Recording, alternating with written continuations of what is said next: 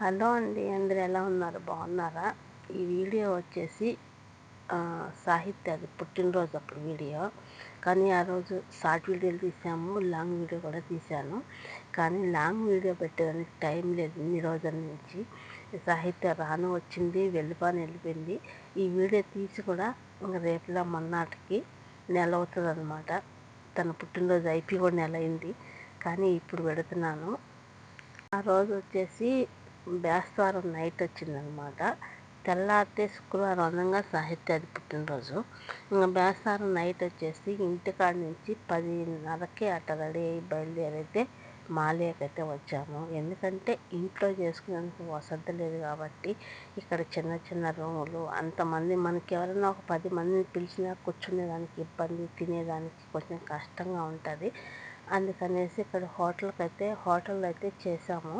అందుకనేసి మాల్యాకైతే వచ్చాము. ఇంకా బేస్తారం కాబట్టి దుమ్ము గాలి అయితే చాలా భయంకరంగా ఉన్నది. ఎందుకంటే ఈ కువైట్లో ఈ ఎండాకాలం వస్తే దుమ్ము గాలి చెప్పాల్సిన అవసరమే లేదు. బేస్తవారం అనే కాదు, 2 రోజులకోసారి లేస్తూనే ఉంటుంది. మేము వీడికి వస్తాకే 11 అయింది టైము, మాల్యాకి వస్తలకే. కానీ ఇక్కడ లోపల ఏరే వాళ్ళు వచ్చి ఒక 10 మంది దాకా కూర్చొని తింటున్నారు. అందుకని బయట కూర్చొని అనేసి అన్ని కుర్చీలు బయట అయితే వేసారు. కానీ బయట కూర్చోడానికి దుమ్ము కాలు ఎక్కువగా ఉండాలని కొంచెం ఆలోచన చేసాము. అందుకని అందరం అక్కడ కూర్చున్నాము, మంచిగా ఫోటోలు తీసుకున్నాము.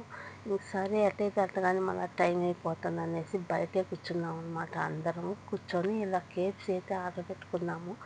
ఇది హోటల్ కూడా కేఎఫ్సీ మాతామే కేఎఫ్సీ హోటల్కే వచ్చాము.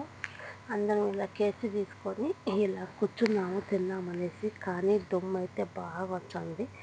సరేలే అని చెప్పేసి తీరా ఆడ కూర్చొని తిన్నాం అనుకునేటప్పటికి వాళ్ళైతే వెళ్ళిపోయారు.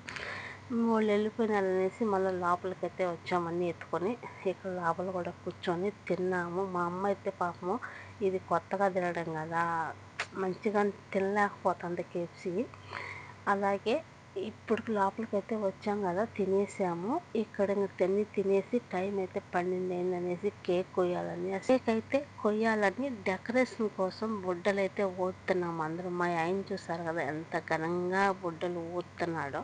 బుడ్డలు అయితే కొన్ని అయితే ఊదాము, ఎక్కువైతే ఊదలేకపోయాము. అన్నీ ఊదిన తర్వాత డెకరేషన్ చేసుకొని కేక్ అయితే తెచ్చారనమాట. కేక్ ఇలా సాహిత్య పేరు రాపించుకొని ఇలా ఎత్తుకొని వచ్చారు. అలాగే ఒక లడ్డు, పిరికుడు కారాలు కూడా కట్టించుకొచ్చాడు అన్నమాట అన్న.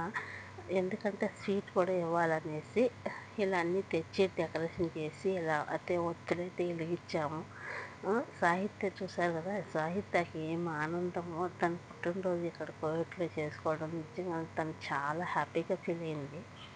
అదిగాక ఇప్పుడు టూరిజం మీద వచ్చినప్పుడే తనకు కూడా ఇక్కడ పుట్టినరోజు అదేటే రావడం చేయడం కూడా వాళ్ళ అమ్మ నాయన కూడా చాలా హ్యాపీగా ఫీల్ అయినారు. ఎందుకంటే మనం ఎప్పుడు ఇక్కడే ఉంటాం కాబట్టి కువైట్లో మనం ఇంటికాడ ఉన్నప్పుడు వాళ్ళు చేసుకుంటారు.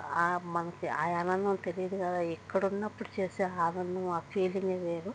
వాళ్ళ పిన్ని వాళ్ళ బాబాయ్ అన్నమాట ఇల్లు. చూసారా, మా అమ్మ కూడా వచ్చింది పెట్టేదానికి కేకు.